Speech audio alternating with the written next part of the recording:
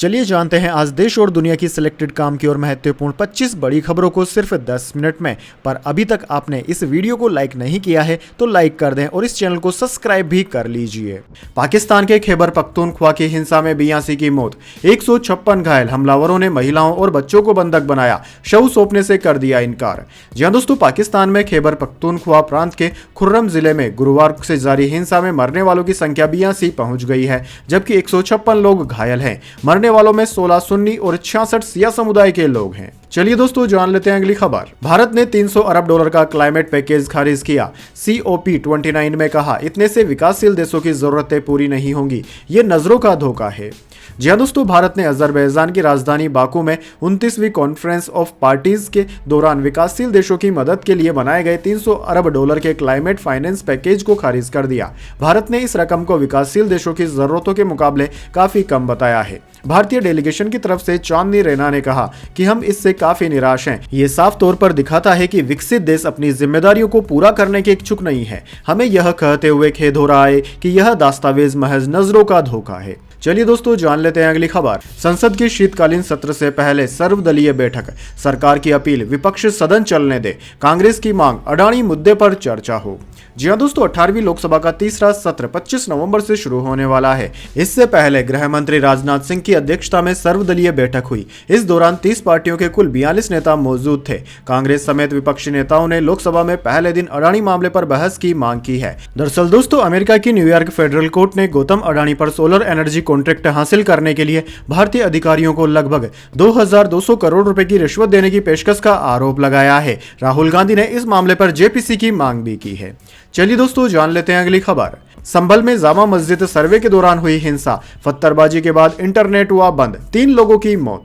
जी हां दोस्तों, यूपी के संभल में जामा मस्जिद में सर्वे के दौरान हुए बवाल में 3 लोगों की मौत हो गई। जिले के SP ने इसकी पुष्टि कर दी है। तीनों मृतकों का नाम नौमान, बिलाल और नईम है। पुलिस अधिकारियों का कहना है कि 2 महिलाओं समेत कुछ लोगों को गिरफ्तार किया गया है। महिलाएं छत से पत्थरबाजी कर रही थी। दरअसल दोस्तों, हंगामे के वक्त मौके पर मौजूद सब इंस्पेक्टर विकास निर्वाल ने आज तक से बातचीत में कहा कि सुबह करीब 300 लोगों की भीड़ ने उनके पीछे से हमला कर दिया। चलिए दोस्तों जान लेते हैं अगली खबर। जयशंकर 3 दिवसीय दौरे पर इटली जाएंगे। G7 के विदेश मंत्रियों की आउटरीच बैठक में हिस्सा लेंगे। जून में प्रधानमंत्री मोदी ने किया था दौरा। जी हां दोस्तों, विदेश मंत्री S जयशंकर आज 3 दिवसीय दौरे के लिए इटली रवाना होंगे। 24 से 26 नवंबर तक चलने वाले इस दौरे में वे G7 देशों के विदेश मंत्रियों की आउटरीच बैठक का हिस्सा बनेंगे। दरअसल दोस्तों, इटली ने इस बैठक के लिए भारत को गेस्ट एंट्री यानी कि मेहमान देश के तौर पर न्योता भेजा है। चलिए दोस्तों जान लेते हैं अगली खबर। हेमंत सोरेन 28 नवंबर को CM पद की शपथ लेंगे। विधायक दल के नेता चुने गए। झारखंड में लगातार दूसरी बार CM बनने वाले पहले नेता। जी हां दोस्तों, झारखंड में इंडिया ब्लॉक की दोबारा सरकार बनेगी। रविवार को इंडिया गठबंधन के नवनिर्वाचित विधायकों की बैठक CM आवास में हुई। इसमें हेमंत सोरेन विधायक दल के नेता चुन लिए गए। इसके बाद उन्होंने राजभवन जाकर CM पद से इस्तीफा दिया और नई सरकार बनाने का दावा भी पेश कर दिया। दरअसल दोस्तों, राज्य गठन के बाद यह पहला मौका है जब कोई सरकार रिपीट हो रही है। चलिए दोस्तों जान लेते हैं अगली खबर। जॉर्डन में इजरायली दूतावास पर फायरिंग, हमलावर की हुई मौत, 3 पुलिसकर्मी हो गए घायल। लेबनान में इजराइल के हमले में 20 मारे गए। जी हां दोस्तों, जॉर्डन की राजधानी अम्मान में मौजूदा इजरायली दूतावास पर रविवार सुबह फायरिंग हो गई। फायरिंग करने वाले बंदूकधारी शख्स को पुलिस ने मार गिराया। हालांकि इस कार्रवाई में 3 पुलिसकर्मी भी शामिल हुए हैं। टाइम्स ऑफ इजराइल के मुताबिक पुलिस ने दूतावास के आसपास के एरिया को बंद कर घेराबंदी बढ़ा दी है। मौके पर अधिक पुलिस बल और एम्बुलेंस को भेजा गया है। साथ ही लोगों से घरों में रहने के लिए कहा गया है। चलिए दोस्तों जान लेते हैं अगली खबर। एलन मस्क ने भारत में वोट काउंटिंग की तारीफ की। बोले, वहां एक दिन में 64 करोड़ वोट गिने। कैलिफोर्निया में अभी भी गिनती जारी है। जी हां दोस्तों, टेस्ला के मालिक एलन मस्क ने भारत के इलेक्ट्रोल सिस्टम की तारीफ की है। एलन मस्क ने कहा है कि भारत ने एक ही दिन में 64 करोड़ वोट गिनकर चुनाव का फैसला सुना दिया। वहीं अमेरिका के कैलिफोर्निया में अभी भी 5 नवंबर को हुए चुनाव के लिए गिनती जारी है। भारत में 23 नवंबर को महाराष्ट्र और झारखंड विधानसभा समेत 13 राज्यों में विधानसभा उपचुनाव की गिनती हुई है। दरअसल दोस्तों, मस्क ने भारत की मतगणना की तारीफ में सोशल मीडिया प्लेटफॉर्म X पर पोस्ट की। इस पोस्ट में सवाल किया गया था कि भारत ने एक दिन में कैसे 64 करोड़ वोट गिन लिए। चलिए दोस्तों जान लेते हैं अगली खबर। पाकिस्तान के ड्रोन से हेरोइन मंगवाने वाला हैंडलर हो गया गिरफ्तार। 2 बार में 4 किलो मंगवाई थी, एक पैकेट के लिए 50,000 का लालच। जी हाँ दोस्तों, करीब 1 महीने पहले 16 अक्टूबर को भारतीय सीमा में ड्रोन मिलने के मामले में हिंदू मलकोट पुलिस ने एक आरोपी को गिरफ्तार कर लिया। आरोपी ने माना है कि उसने 16 अक्टूबर को 4 बार में 2 किलो हेरोइन पाकिस्तान से भारतीय सीमा में मंगवाई थी। इस हेरोइन को पंजाब सप्लाई कर दिया। हेरोइन लेकर जब चौथी बार ड्रोन भारतीय सीमा में आया तो इसकी कनेक्टिविटी टूट गई और यह भारतीय सीमा में गिर गया।